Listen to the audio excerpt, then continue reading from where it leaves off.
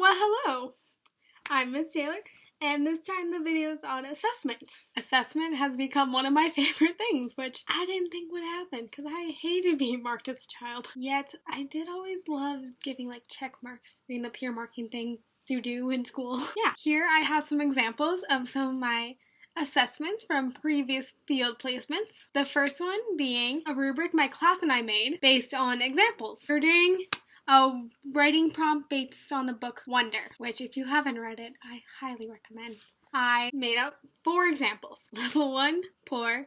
Level 2, so-so. Level 3, good. And level 4, excellent. So, I put them up on the board and I read them out loud. And then, so I asked my students, like, okay, what do you think this is?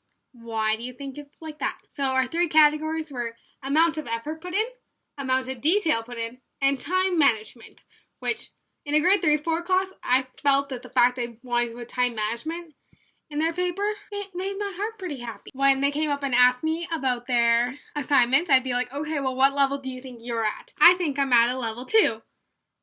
But I can get this up to an excellent. I can get it up to a level 4, and they went back to work. So by making the rubric with the students, it made the students understood the language, and B, they knew what they had to do. So it made my job a lot easier. I didn't have to explain as much. I didn't have to be like, okay, well, you guys are being marked on this, this, this, and this. They knew because they made it. My other example of assessment was a running record I did with one of my students. So I had my little guided reading group every week, which was really, really awesome. I loved those kids. They kind of stole my heart. Well, a piece of it. Anyways, so I did a running record with one of the students. And so every week, I wrote down words that they said correctly, words they self-corrected, and the words they said incorrectly. And then I would total it all up. So the self-corrected words is the words said correctly would be 1. And then words said incorrectly would be on the other half. So you subtract the words said incorrectly from the words said correctly and self-corrected words. And then you take the whole number out, and that's how much percent you get.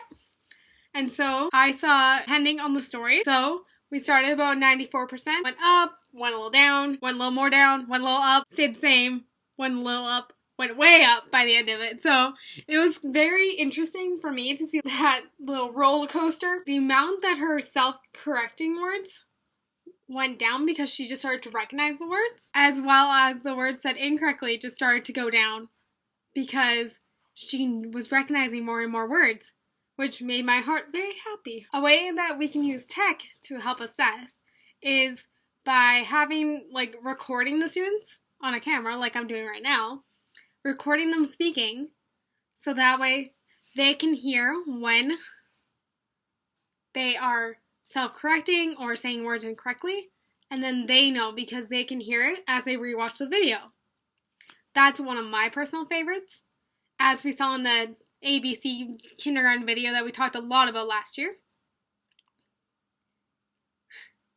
Another one of my favorite ways to assess is by having the kids do a quick quiz online, just for fun, but me as the teacher being able to see what they got wrong, so knowing what I need to go over. Alright, that's all for this week. Bye!